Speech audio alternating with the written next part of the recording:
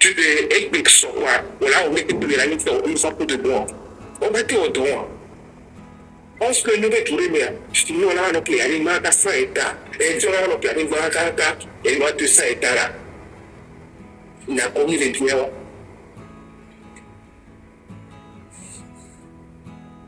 Ok, monsieur Otoine. Oui, ma réponse est égalée rapidement. Mais monsieur Otoine, monsieur Otoine, le coco. Monsieur Otoine, merci beaucoup. Je remercie tous les intervenants. Et je voudrais préciser ou clarifier quelque chose. C'est vrai qu'avant, les terres appartenaient exclusivement aux collectivités. Mais il y a, selon le code foncier domanial adopté en 2018, les terres appartiennent à l'État. Et il faut aussi nuancer. Il y a les terres domaniales qui appartiennent exclusivement à l'État, qui peuvent être affectées à des projets publics ou alloués donc à des investissements, à des investisseurs, pardon. Donc il y a aussi les terres coutumières qui sont donc gérées par donc, les chefs traditionnels des familles selon le droit coutumier. Et également il y a les terres privées qui, elles, appartiennent à des particuliers et à des entreprises et qui peuvent être vendues ou héritées légalement. Donc, les terres ne sont plus de l'exclusivité de la gestion des collectivités depuis 2018. Et lorsque vous voyez un peu le premier aspect, c'est-à-dire la gestion des terres domaniales par l'État, là, il est dit que les terres domaniales appartiennent à l'État et peuvent être affectées à des projets publics ou louées à des investisseurs. J'insiste sur cet aspect juste pour répondre partiellement à l'achat des terres dont nous parlions tout à l'heure, achetées donc par des Chinois. Je ne suis pas sûr que c'est des terres qui sont vendues définitivement aux Chinois, mais ça va se situer un peu dans la tranche des terres louées. Et vous savez, nous ne pouvons pas être dans un pays où nous avons suffisamment de surface arable, des terres arables, que nous pouvons donc cultiver et faire face à l'autosuffisance alimentaire et ne pas pouvoir le faire. Mais lorsque nous avons des investisseurs qui sont prêts certainement à le faire, je pense que c'est une option à ne pas négliger. Et là, je nous interpelle tous, que ce soit vous qui êtes au niveau de la diaspora, que ce soit nous qui sommes sur place ici, que c'est le moment, pourquoi pas, de constituer un réseau d'investisseurs crédibles, sincères, pour aussi nous imposer et mettre en valeur ces terres en faisant donc des cultures de masse. Et on ne peut plus rien faire aujourd'hui. Monsieur, en l'état, excusez-moi de vous couper, en l'état actuel du pays, vous avez vu comment est le pays, je ne pense pas qu'on va pouvoir faire quelque chose parce que les gens de la diaspora qui ont investi, jusqu'à maintenant, ils n'ont rien récolté. Et nous, ce qu'on veut, c'est qu'il y a carrément un changement, que les gens qui sont au pouvoir partent. En ce moment-là, on pourra rentrer, on pourra nous tous, main dans la main, faire quelque chose. Donc de ce côté-là, je crois que c'est un peu chaud, voilà. Je pense pas qu'il va falloir. Le climat des affaires n'est pas propice pour ça aujourd'hui. Merci, Oracle. On ne peut rien faire pour le moment. C'est clair, le climat des affaires n'est pas... Soyons honnêtes par moment quand on parle. Je cite là-dessus. Comme l'a dit, on est là. C'est très bien tout ce que vous nous expliquez. Je vais passer la parole. Je vais juste mettre le point sur quelque chose. Intellectuellement, ce que vous nous expliquez, c'est très bien et tout, mais n'oublions pas quand même qu'on est en train de parler du peuple qui est lésé quand même. Et que beaucoup n'ont pas les moyens, comme l'a dit Galédé, pour le faire. C'est vrai que quand tu achètes un terrain, il faut faire des petites pensées, tout ça. Mais on voit quand même le temps que ça met, l'argent que ça demande. Donc c'est bien qu'on soit au courant de la loi, mais n'oublions pas aussi l'objectif que la loi est quand même pas aussi clair que ça doit l'être. Parfois, eux-mêmes, ils sont les premiers à contourner la loi pour, comment on appelle ça, exproprier les gens. Hein? Donc, soyons aussi du côté du peuple, hein? Le peuple qui est lésé. N'oublions pas cela. Et en l'état, aujourd'hui, il ne peut pas avoir une délégation, quelque chose pour aller investir dans quoi que ce soit. C'est à l'État de prendre ses responsabilités et ne pas vendre nos terres aux Chinois, aux musulmans, aux musulmans, aux Arabes, là, les Libanais et autres, et les Indiens. C'est à lui de prendre sa responsabilité. Voilà. Allez-y, s'il vous plaît, merci. Oui. Un instant, il disait par rapport aux Chinois et par rapport aux Indiens qui n'est pas sûr. Il veut, moi je lui lance un défi. Il veut, on met sur la table combien il veut. On fait le pari et je vous sors les pauses. Que les Indiens et les trucs là s'approprient les terres. C'est pas qu'ils louent les terres, ils paient les terres. Ça les appartient. Et tout ça là est bien beau. Moi, ce que je voulais dire. Est-ce que vous m'écoutez? Toutes mes excuses, Oui, on vous écoute. Vous reviendrez après M. Autotune. Il n'y a pas de souci. Vous avez dit tout à l'heure que... Oui, c'était une proposition. Vous avez dit à l'étape actuelle des choses, le climat n'est pas favorable à ça. Je pense qu'il n'y a pas de plan. C'était une proposition que je faisais. C'est des choses qui se font et que j'aurais souhaité quand même que les gens descendent et il y a assez de préjugés en réalité. Il y a assez de préjugés sur le terrain. Monsieur. Une seconde, tu auras la parole. Monsieur, restez avec nous, mais s'il vous plaît. Oui.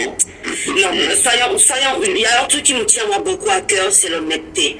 C'est de se dire que, en tant qu'être humain, en tant que Togolais, quand on voit l'état du pays, quand même, on ne peut pas dire que aux gens, même si c'est une proposition, ok, vous l'avez fait une première fois, mais insister en disant que oui, dans le pays, si on n'est pas sur place, c'est même pas que, il y a des gens qui sont sur place à tel et font des témoignages. Et nous, on voit, nous, on a la famille là-bas qui nous parle aussi. Et on voit très bien l'état du pays, monsieur.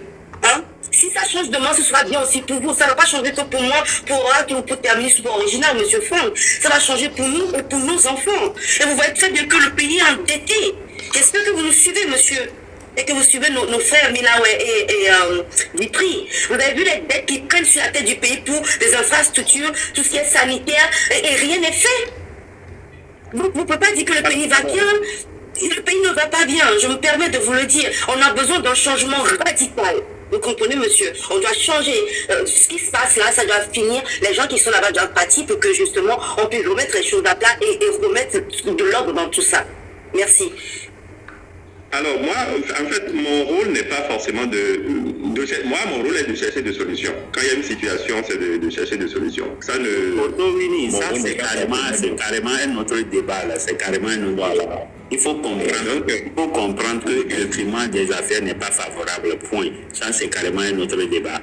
Ok. Il n'y a pas de problème. Donc, moi, je disais en ce qui concerne donc le foncier, comme je l'ai dit tout à l'heure, depuis 2018, ce n'est plus l'exclusivité donc de comment on appelle, des collectivités, mais c'est en partie, en ce qui concerne les terres domaniales, c'est du ressort de l'État, et puis il y a une partie pour les chefs coutumiers, et après donc les privés par rapport à ça. Donc voilà un peu ce que je peux dire à ce sujet-là. Ok, je vais poser une question. Par rapport aux réserves administratives et par rapport également aux étrangers qui achètent les terrains chez nous. Est-ce qu'au niveau du cadastre, tout ce qui concerne les réserves administratives n'est pas enregistré pour que lors de la du bornage contradictoire, le cadastre, les agents du cadastre puissent quand même savoir que le terrain-ci appartient à la réserve administrative. Également, par rapport aux étrangers, lorsque dans les procédures, un individu se présente pour l'acquisition de terrain et qu'on remarque qu'il est d'une autre nationalité et que nos lois disent que tout étranger devrait avoir l'autorisation du chef de l'État ou bien de la présidence, est-ce qu'au niveau des procédures, on ne peut pas interpeller ces gens pour requérir cette autorisation avant de leur accorder quand même les terrains? Voilà les questions que j'ai à poser. Alors c'est magnifique cette question-là, je vais y répondre tout de suite. Il faut dire que les réserves administratives sont connues, enregistrées, et ça fait partie des zones cartographiques qui se trouvent au niveau donc de cadastre. Alors vous allez même constater que dans Lomé, dans Grand Lomé, vous allez voir, pour plus attirer même l'attention de la population, de certaines populations qui ne vont souvent pas à l'information régulièrement, l'État met des piliers, je ne dirais pas des piliers, c'est-à-dire ils mettent des supports en béton et ils écrivent en grand caractère réserve administrative, juste pour attirer l'attention des acquéreurs qui ne savent pas qu'il faut aller à l'information pour pouvoir, pour ne pas rester à ce niveau-là, puisqu'il faut le reconnaître, il y a beaucoup de nos géomètres, à part les professionnels, il y a les amateurs qui eux-mêmes ils essaient donc d'induire certains acquéreurs en erreur en leur disant que c'est une zone qu'on peut donc habiter, que c'est vendable. Alors, ce n'est pas le cas. Ça, en ce qui concerne les étrangers, oui. Les étrangers, avant qu'ils n'achètent un bien ici au Togo, chez nous, il faut forcément l'autorisation. Sans autorisation, ils ne pourront donc pas acheter. Il y a deux cas de la BOAD qui voulait donc acheter 2 villas la fois dernière avec nous, et suite à la question donc de l'autorisation, ils n'ont pas pu. Donc c'est dire que cette question est toujours d'actualité. Maintenant, par rapport aux Chinois, moi je voudrais que vous alliez à l'information. Et comme je l'ai dit, je ne pense pas que ce soit donc des sessions en termes clairs. Ça doit être forcément donc des bails sur une période donnée d'exploitation. Bonjour monsieur Bonjour monsieur Otto Winnie Groupe Togo. Bonjour. Permettez-moi de vous couper s'il vous plaît. Donc attendez bien que je vous coupe. Alors, j'ai relevé plusieurs points dans votre intervention. J'aimerais qu'on soit un franc l'un envers l'autre. Monsieur, vous êtes au Togo. Vous connaissez la réalité du Togo, les réalités que nous traversons au Togo, vraiment. Ça, c'est ma première question.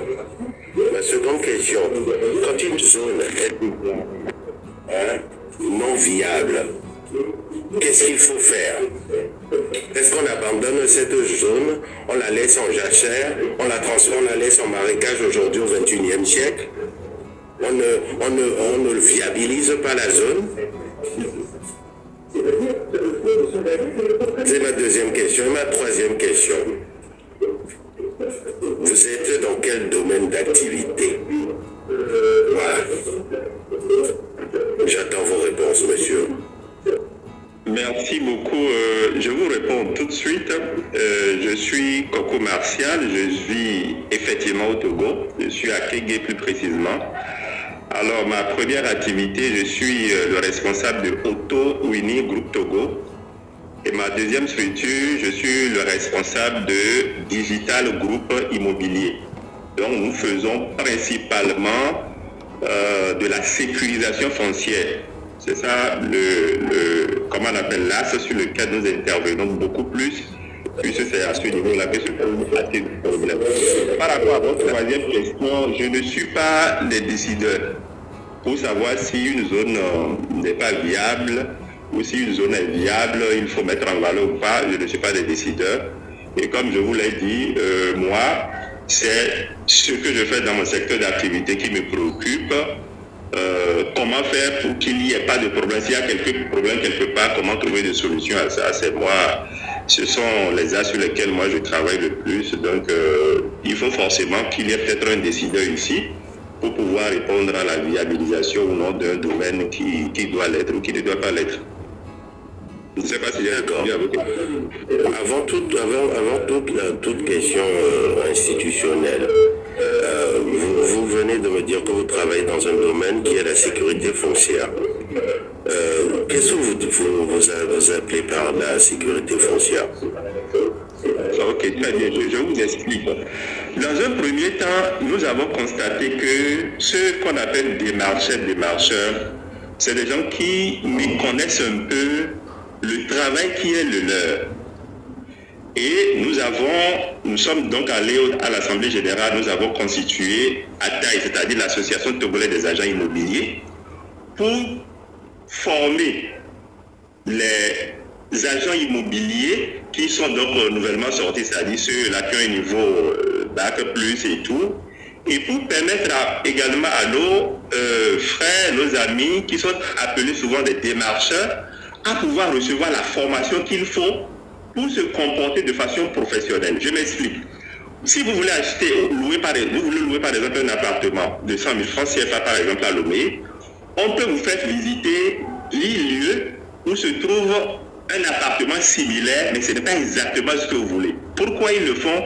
Juste pour vous prendre des frais de visite. Si c'est 5 000 fois 10, ça lui fait 50 000 francs. Donc, pour nous, ce n'est pas sincère, ce n'est pas professionnel, ce n'est pas ça leur rôle. Ça fait une deuxième chose, en tant que démarcheurs tels qu'on les appelle, lorsqu'ils interviennent. Oui, je vais rapidement. On est dans une discussion. Je viens à la sécurisation foncière. Allez-y. Oui, je viens à la sécurisation foncière. D'accord? Donc, à ce niveau, ça a commencé par leur permettre de comprendre qu'ils ont un rôle beaucoup plus important que ça. Figurez-vous, un démarcheur, par exemple, qui vous aide à acheter, par exemple, un terrain, en principe, lorsqu'il y a problème, lui aussi, il est convoqué au tribunal. Il doit y répondre.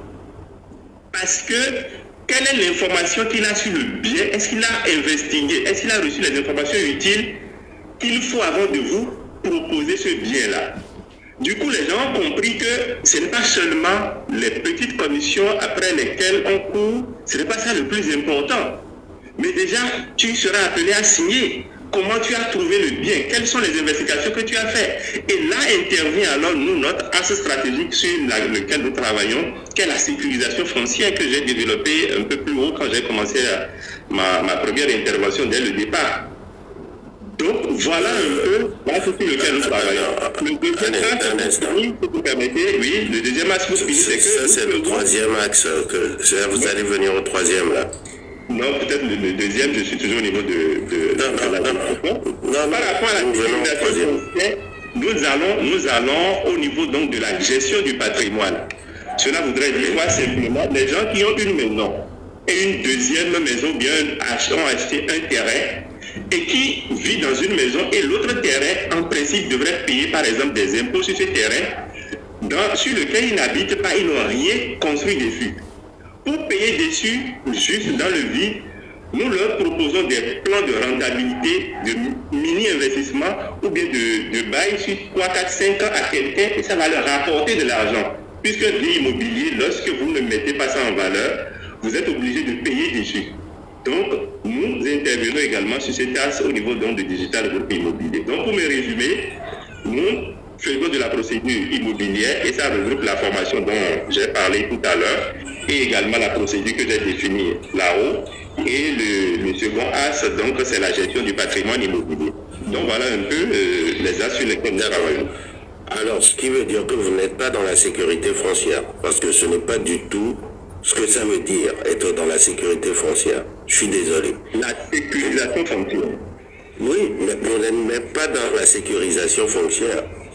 Vous êtes dans l'accompagnement d'achat, vous êtes dans la vérification de documents, de conformité de documents.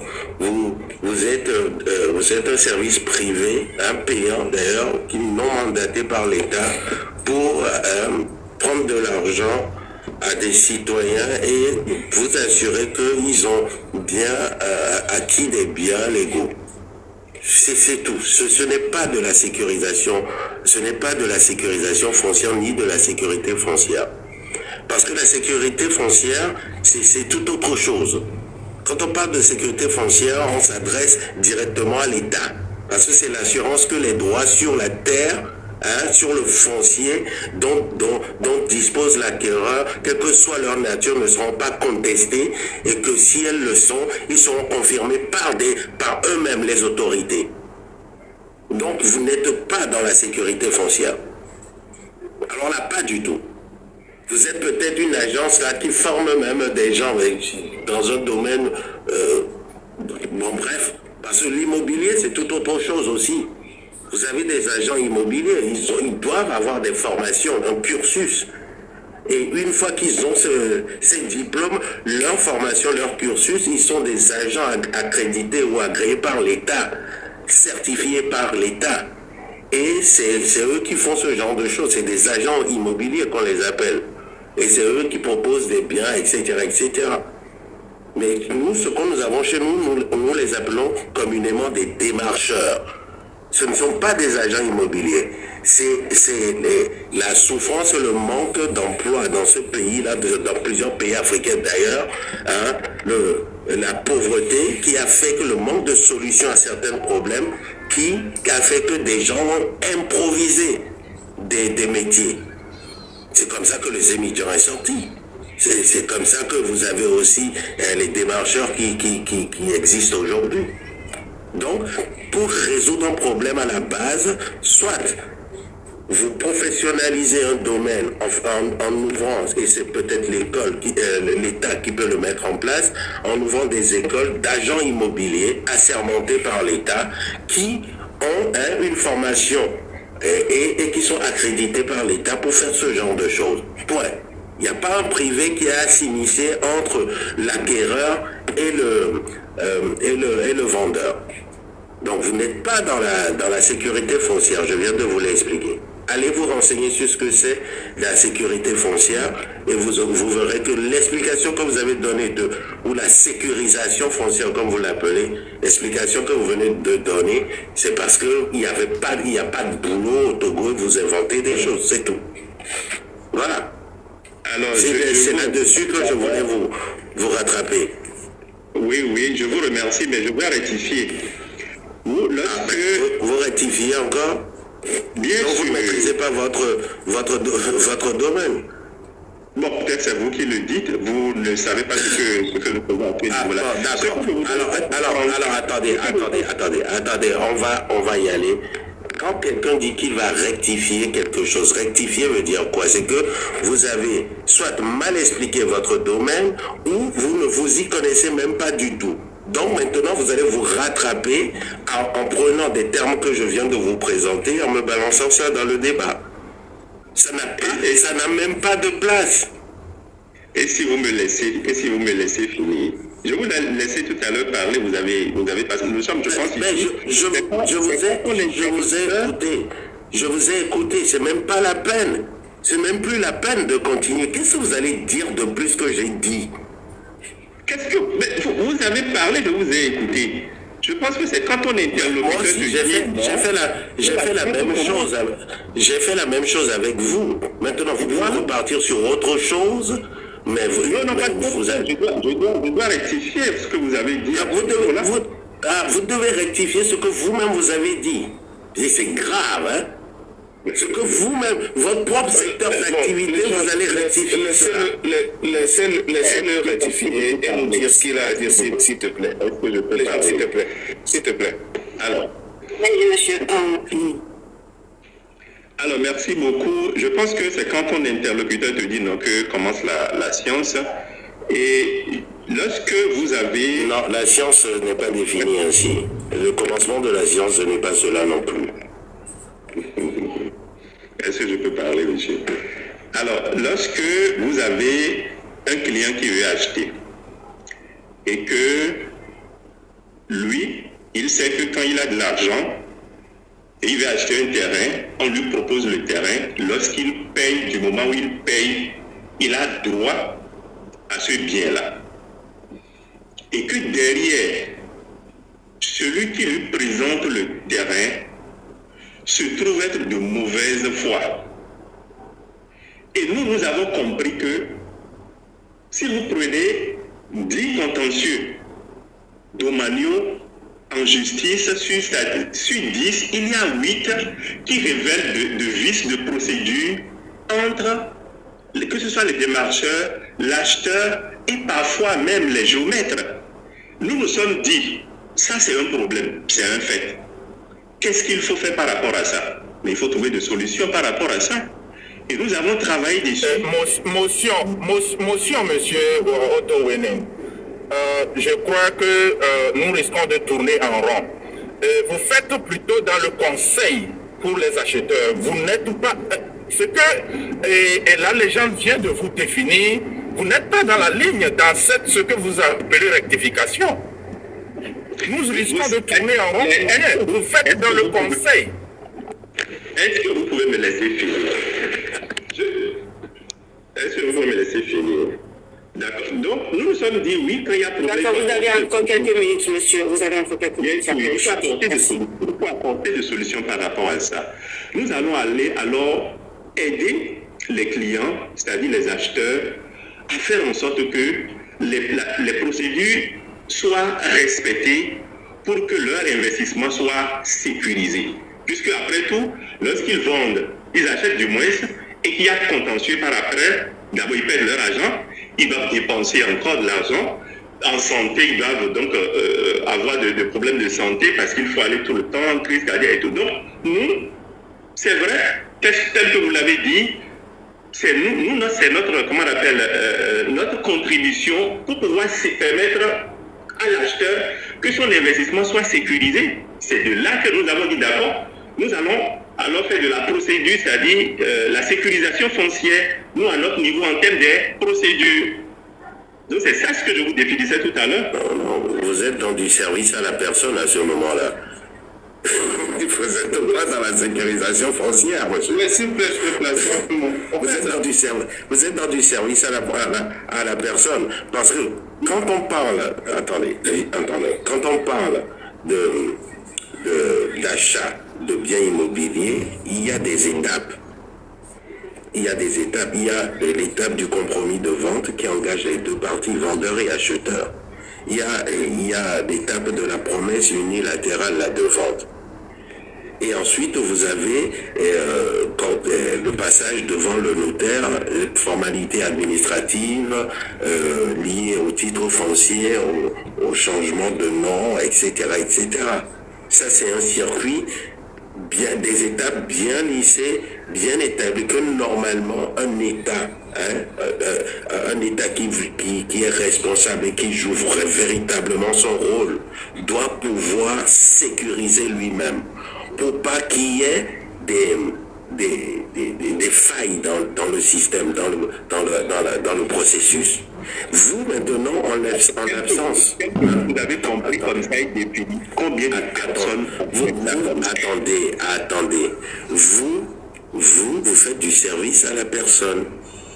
C'est simple, c'est comme si j'ai pas envie de me lever de mon canapé, pour prendre ma voiture et aller acheter de la pizza, je prends mon téléphone, je vous appelle et vous me ramenez la pizza à la maison.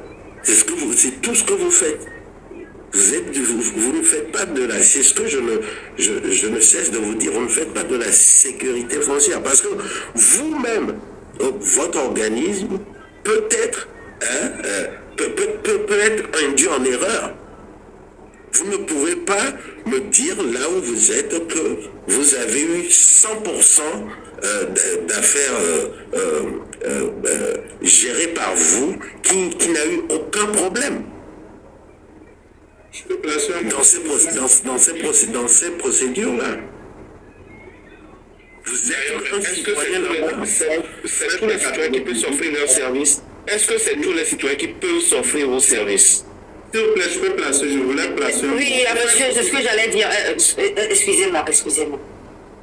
Monsieur Leblanc voulait faire une motion depuis tout à l'heure et après on clôture sur ça, s'il vous plaît. On va passer sur notre sujet. On perd du temps. Merci beaucoup. Vous profitez juste du laxisme de ce gouvernement.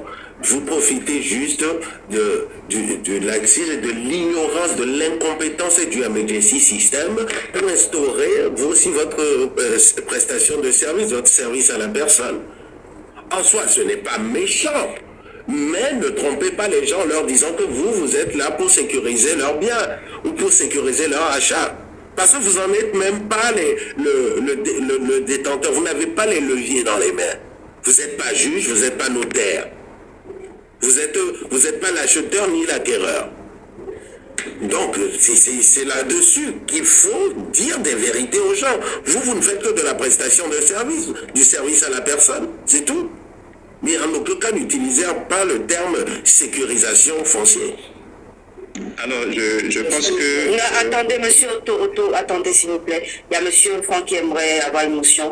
Monsieur Franck, allez-y, merci bien. Ok, merci. Le mot que je voulais placer, je pense qu'on ne comprend pas bien ce que Wina est en train de dire. Au fait, Wina, ce n'est pas vous n'êtes pas dans le domaine de sécurisation du foncier. C'est l'État qui est dans le domaine de la sécurisation du foncier. Mais vous accompagnez les acquéreurs à pouvoir acheter leur terrain en toute sécurité pour ne pas avoir de problème d'avoir un terrain, d'acheter un terrain. Je pense que c'est vous offrez vos services. C'est comme je vais acheter une voiture au port et je demande à un transitaire de me suivre le processus jusqu'à ce que je n'ai comment on appelle, mon véhicule. Malgré que le processus est bien tracé, mais les transitaires ils maîtrisent mieux le circuit. Je vais leur demander pour qu'ils puissent m'accompagner pour que j'achète le véhicule sans avoir trop de soucis. Je pense que c'est le service que...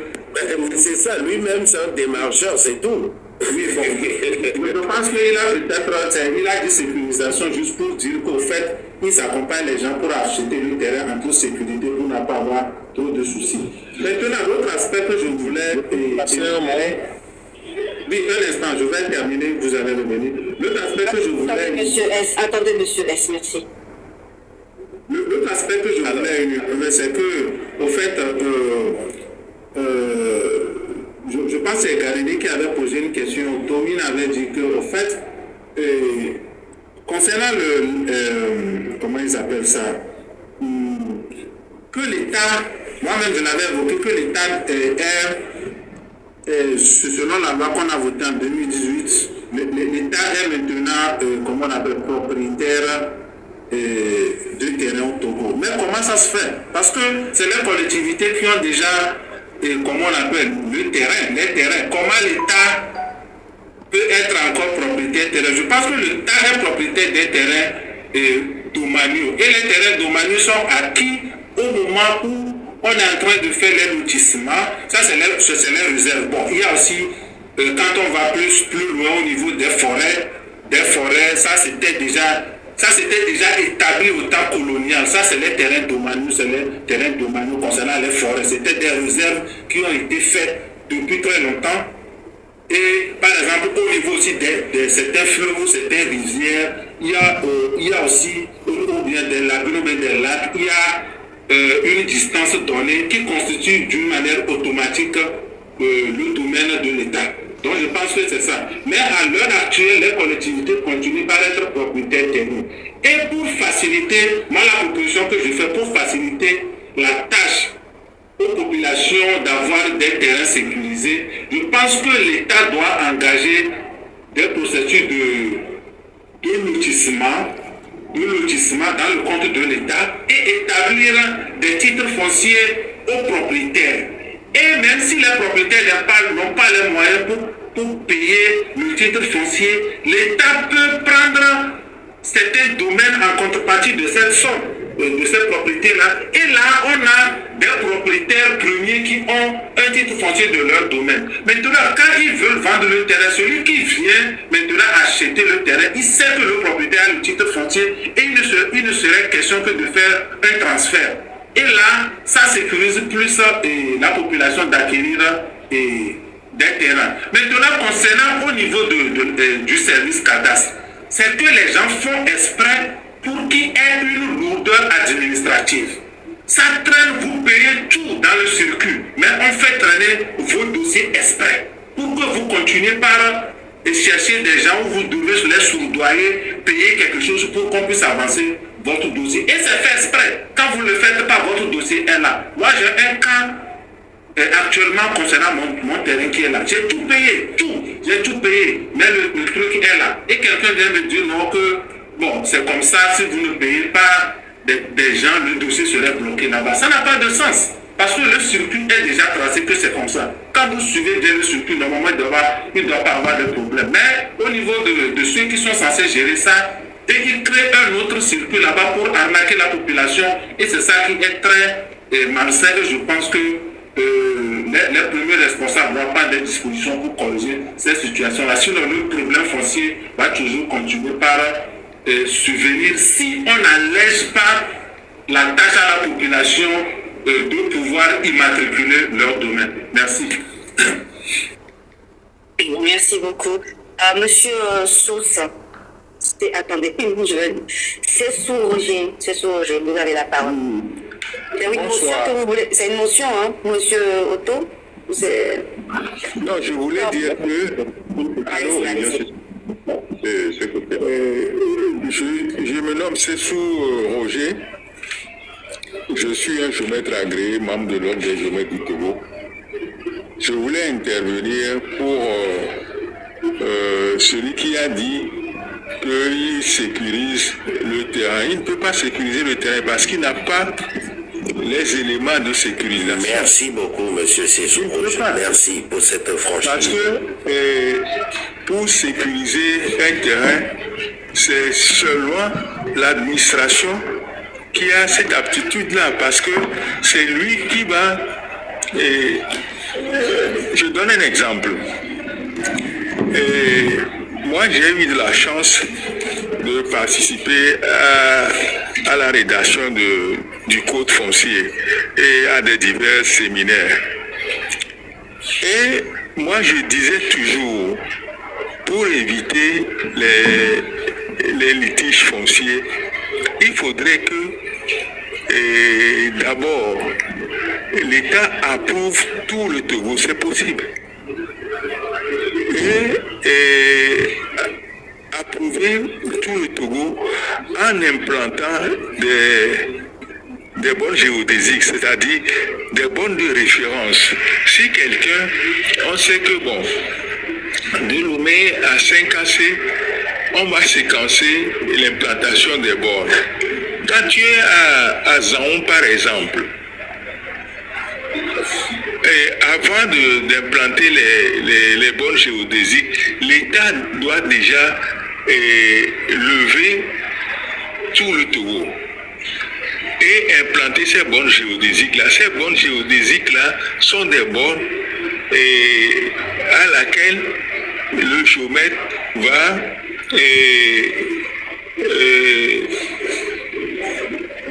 faire son levé en se rapportant à ce bord.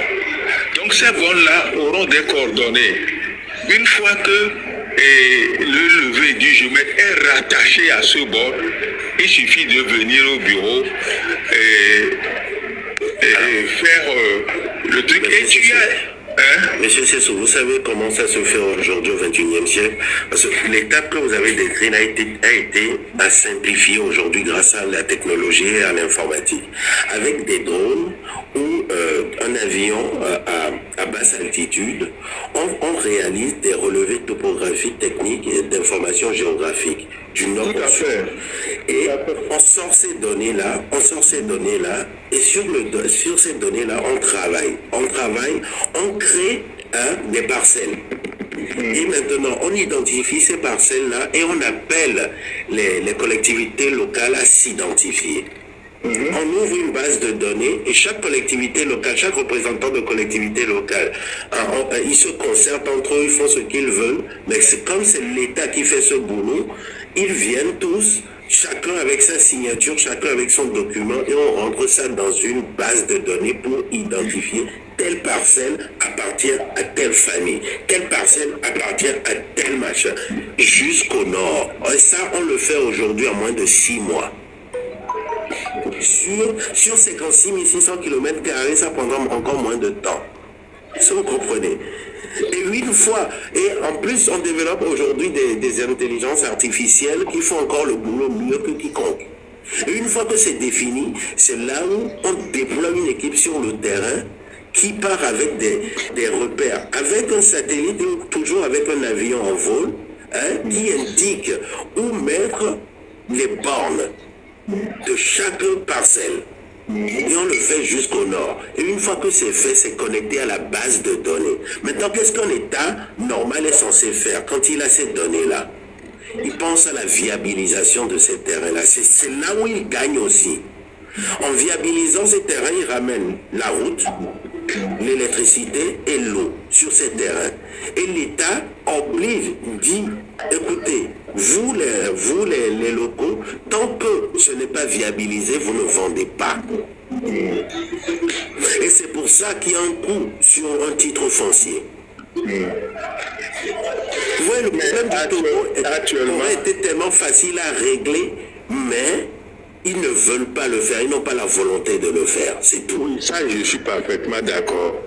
Et actuellement, il y a un projet d'implantation de stations permanentes qui va couvrir tout le Togo. Donc, selon le service du cadastre, il faut 25 stations permanentes. Et jusqu'à ce jour, nous n'avons que 2. Même ça pour le Togo, c'est trop grand, c'est trop. 25, c'est trop. 56 000. On a fait un séminaire avec les experts. C'est eux qui, mais vous savez, ils exagèrent. Ils ont fait quand ce séminaire? Avant que l'arrivée de l'intelligence artificielle ou... On l'a fait l'année passée. Ben voilà, donc ils n'ont pas pris en compte les dernières données. Ils ont fait selon leurs outils à eux. Donc, ils nous ont rassurés qu'ils ont fait les devis et qu'ils sont à la recherche de fonds pour implanter les 25 stations permanentes. Alors, quand les stations seront implantées, maintenant, les rattachements se feront par rapport à ces stations permanentes. Et là, on revient au bureau, on fait le traitement et on sait à peu près les limites des grandes propriétés. Vous voyez. Donc, ça aussi, il y a beaucoup de personnes, même les chefs, qui ne connaissent même pas les limites de leur village, les limites de leur canton. Ça aussi, ça pose problème. Ça pose problème. Même les propriétaires terriens, c'est ça, n'ont pas, ne connaissent pas exactement leur propriété. En fait, c'est un travail qui a été bâclé. C'est les conséquences d'un travail bâclé, ça. Je vous donne un exemple. Il y avait un projet qui était entre-temps arrêté parce que on voulait délimiter tous les villages, les quartiers et autres là. Donc on a sollicité les chefs. On est allé sur le terrain et montrez-moi les limites de votre village, de votre quartier. Et 90% sont incapables. Et les chefs se querellent sur le terrain. Ils disent non, ta limite n'a pas passé par là, c'est passé par ici, ainsi de suite. Finalement, le travail devenait fastidieux. Et bon, on a arrêté pour le moment. Même les préfectures, ils ne connaissent pas les limites. Une préfecture de la V et l'autre préfecture, ils se querellent tout le temps. Normalement, il n'y a personne qui va se lever un jour, taper sur le problème. Non. Et normalement, un préfet, excusez-moi s'il vous plaît, je vais apporter un éclaircissement sur ce que vous avez dit. Normalement, un préfet se doit de connaître sa préfecture et d'être en lien direct avec, parce que c'est lui le représentant légal de la collectivité locale. Un préfet, c'est celui-là qui détient toutes les familles sous sa coupole, qui constitue une collectivité territoriale. Normalement. Mais est-ce qu'au Togo, on a des préfets qui ont ces compétences-là? Est-ce qu'il... C'est ça le véritable problème. Même les chefs qui sont censés être les premiers responsables pour l'identification des terrains de ces administrés. Mais ils n'ont pas la matière. Ils ne connaissent même pas les limites, puisque les propriétaires terriens même ne connaissent pas exactement les limites. Ce qui veut dire que lorsqu'on avait voulu faire ce recensement, mais on a tellement eu de problèmes que le matin, on va sur le terrain. Et discussion sur discussion, on arrive l'après-midi, on ne fait pratiquement rien. On ne fait pratiquement rien. Et on va, c'est pour ça que les chefs même ne savent pas. Donc, on peut excuser les préfets. Mon frère, c'est Roger. Oui. S'il vous plaît, je peux placer un mot par rapport à ce que vous dites. Par rapport à ce qui concerne les chefs, il faut noter qu'au Togo, les chefs, les vrais chefs, connaissent la limite de leur terrain. La plupart des chefs qu'on a aujourd'hui, quand vous fouillez bien, la majorité ne sont pas les chefs qui doivent être des chefs pour leur village. Sinon, quand vous prenez les vrais chefs, ils connaissent les propriétés terriennes. Et quand vous touchez les vrais propriétaires terriens, ils connaissent leurs limites parce que, comment on appelle, ils ont des limites naturelles qui prenaient pour délimiter leur terrain. Et en plus de ça, vient s'ajouter l'aspect politique où on a, comment on appelle, nos dirigeants ont fait la cession des collectivités au Togo comme les colons l'avaient fait aussi, en ignorant les réalités. Je vais vous donner l'exemple d'Adjeti Kopé. Adjeti Kopé est un village de Sion. Et la préfecture de Sion, leur limite avec Agoué, c'est la rivière, c'est le bassin, comment ça s'appelle, le bassin de Sion qui constitue la limite. Mais pour des raisons politiques, on a pris Adjeti Kopé pour mettre dans la préfecture, comment on appelle, d'Agoué. Maintenant, avec ça, comment un chef peut encore se retrouver? Ce serait difficile parce que d'une manière naturelle ou bien d'une manière culturelle, Adjeti Kopé se trouve. Monsieur Franck, de toute façon, les gens n'arrivent pas à maîtriser l'adressage. Ils n'arrivent pas à mettre en place un adressage sérieux des rues, des avenues, les identifier, permettre à ce qu'un GPS puisse collecter ces données-là. Le Togo. C'est la plupart des chefs qui sont aujourd'hui, ce sont pas des vrais chefs et ils sont là seulement. Quand tu achètes un terrain, eux-mêmes ils te facturent aussi. Quand tu achètes le terrain, ils te facturent parce qu'ils disent qu'ils ont le droit de signer. C'est leur travail maintenant. Tu prends Google Maps au Togo, tu vas quelque part, tu vas te retrouver dans la mer si tu ne fais pas attention. Je pense que